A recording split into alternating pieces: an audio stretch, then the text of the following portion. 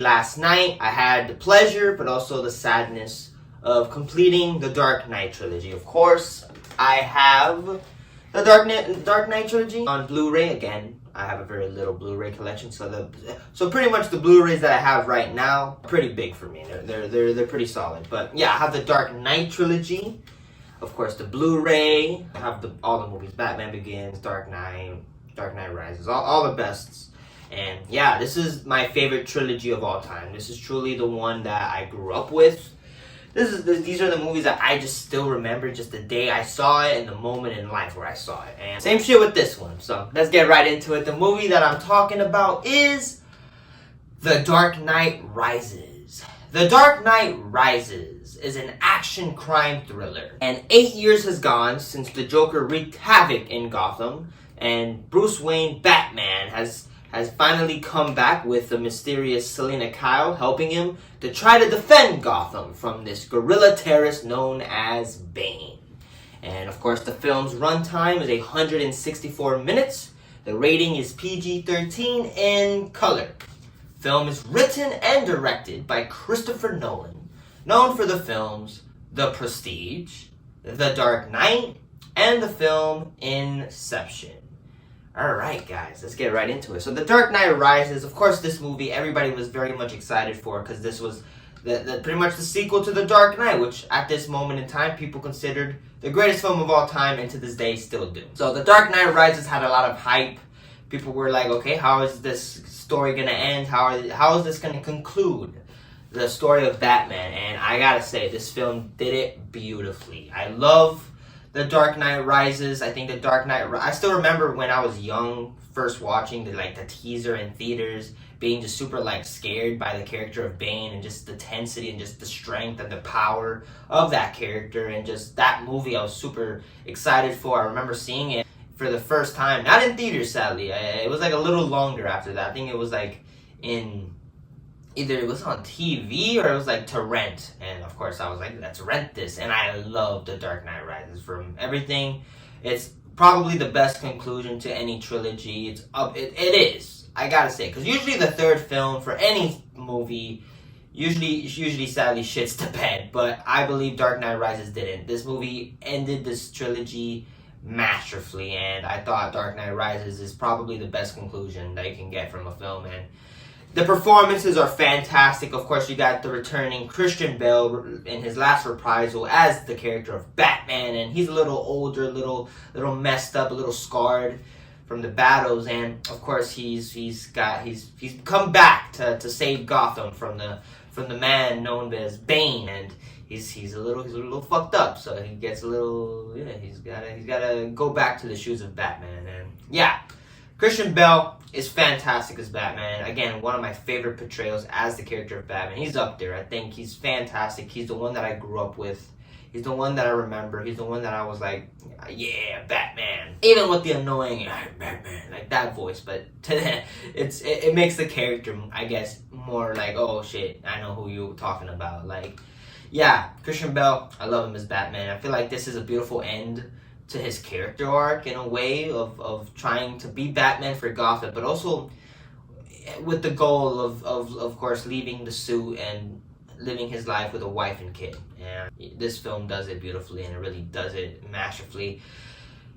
The antagonist, played by Mr. Tom Hardy, the character of Bane, who's this guerrilla terrorist, very strong, very badass, has a face mask, and his mission is to destroy Gotham and burn it to ashes. And Bane is amazing. I think this is one of his best performances of his career, truly.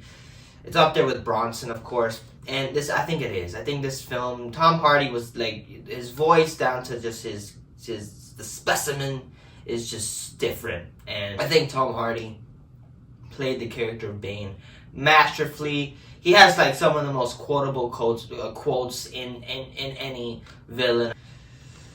You think darkness is your ally? The guy is just the presence of Bane, and the quotes, and just his it's just the character, and it's amazing. I think Tom Hardy played Bane amazing. He is fantastic. And again, this is probably the best portrayal of Bane, because again, there's only been one portrayal of Bane. all you need to know, he was wearing a tuxedo in that one. But yeah, fuck yeah. Tom Hardy is Bane. I loved him as this character. It's kind of hard to say, oh, he's the best villain, but like Heath Ledger just really just killed it as Joker. But I think Tom Hardy as Bane is damn amazing. He's fantastic as a character. You also got the supporting cast. You got Michael Caine as Alfred Pennyworth, and he's not in this movie much. He's there for like a good amount, but not. This is definitely the shortest we've seen from him, and he pretty much is like kind of like, okay, Batman, I know you want to come back, but you're old, and he doesn't want to be a part of it anymore because he just wants Bruce to be his own person and be away from protecting Gotham and to have a nice future with a wife and a kid. And I think Alfred, this is definitely one of Michael Caine's best performances as this character. He killed it. Even for the short amount of time Alfred was in the movie, I think Michael Caine just did an amazing performance. Especially the scene that I want to get into really was just devastating. And I think Michael Caine just did fantastic as Alfred. You got also Jim Gordon, played by Mr. Gary Oldman, and he has regrets from the whole situation of the last film of protecting Harvey Dent from what he did, pretty much threatening to kill his child. But he has that regret, even though that the city's doing well and the Dent Act has done a lot for the community and putting away all the bad guys, but it was created by a terrible person by the end, and he has a lot of regrets. And I think Jim Gordon did a great job. I think Gary Oldman is an amazing actor, and I thought the character was really good. Of course, you got a newer characters. You got Joseph Gordon-Levitt playing the police officer, and he was a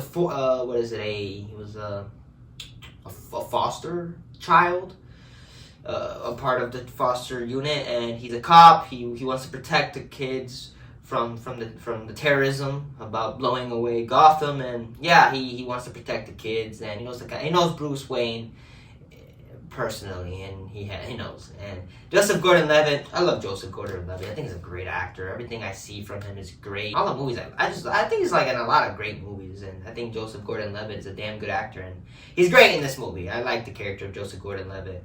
You also got Selina Kyle, played by Anne Hathaway, who's this thief Catwoman, who she pretty much is a thief. She I think steals from Bruce Wayne in the beginning, and she knows about this Bane guy, and she's like, you should be scared of him. And I think Anne Hathaway is really good as Catwoman. I think she's fantastic as the character. Of course, people are like, Michelle Pfeiffer is Catwoman, Michelle Pfeiffer Catwoman. I love Michelle Pfeiffer as Catwoman. I'm not saying otherwise.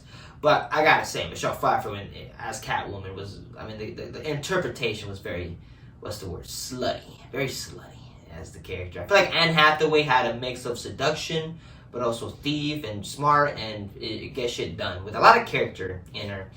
I think Anne Hathaway is great. I think she's definitely probably the best Catwoman. I really do think. I think she's really good as this character. She has the seduction, but she also the thief and trying to protect her kind of people, the woman being beaten, and also having a nice relationship with Bruce. And I liked her. I really did enjoy her as Catwoman. You also got, of course, the returning Morgan Freeman as Lucius Fox, pretty much the guy who helps Bruce Wayne do his gadgets and pretty much helps him. And yeah, I love Morgan Freeman. He's great. He's a great character in the film. And you also got Mrs. Tate, and who's pretty much, I guess, the love interest for Bruce, who's rich and has things of character that you want to get into. I don't want to get into wise, but yeah, she's cool. She was a cool love interest, especially towards the end, where it's like, well, me, of course, seeing this movie as many times as I have, when I rewatched, I'm like, okay, I see it.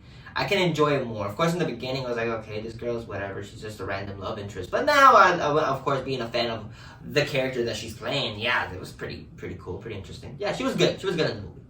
And everybody's great. You also got the little guys. You got who's in this one? I remember freaking this guy. The guy from Full Metal Jacket. He's like a police officer who wants to get Batman, who's kind of like a little dick. Yeah, he's cool. He's cool. And all the performances all around, everybody did an amazing job. I think all the actors and actresses did great. You also got, the direction too. The direction by Christopher Nolan. This is a well-directed movie. It has the same thing as Dark Knight, switching from normal movie to IMAX, when shit gets big, especially in a scene where it fits. It was like, Alright, okay, it's movie, boom, IMAX, and you're like, oh shit just happened. That was awesome. That was honestly the best usage of like turning from a normal cinematic film to just going big. I love that. And the writing too, the end and the story itself was really good, really fun, really entertaining, and just an amazing conclusion to the trilogy, a fantastic conclusion to the trilogy. And the chemistry, everybody works well together. The cast, everybody does a great job, especially Bane and Batman when they go head to head. That was great. Cinematography, this is a beautiful looking movie. I feel like this is a very beautiful, well shot film, especially when they're in like fighting in the crowds and during that amazing like fight scene.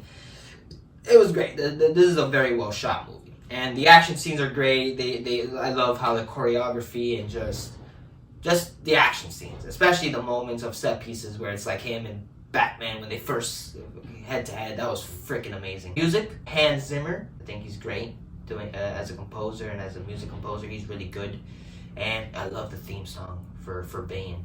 Bane's really good. I love the song. That shit was amazing. That was such a good score. And all around, I love The Dark Knight Rises. I think The Dark Knight Rises is just an amazing conclusion to the story. It ends in a nice way. It ends with a very positive note. But, I mean, it's positive, but also a little sad in a way. But I loved Dark Knight Rises. It's amazing. I love Bane. He's one of my favorite villains. He's great. I love him. So, anyways, I'm going to give this movie, like this trilogy in itself, a 6-star. It's a legendary movie. I still remember watching this movie for the first time and just being kind of saddened by the end, but also just being like, damn, I saw something amazing. And yeah, this film is fantastic. I love Dark Knight Rises. I love the trilogy. It's one of my favorite trilogies of all time. I pretty much seen them all multiple times, and I just love the Dark Knight trilogy, and I'm glad I got to see it again. Those are the movies that are just easy for me to watch because I've seen it so many times to the point where I'm just like enjoying the movie. I don't even need to like critique anything. I just love all of them equally in a way. And every single movie is beautiful shot, and I love it. So, anyways, if you've not seen the Dark Knight trilogy, check it out. It's a must watch, and I think you guys will love it.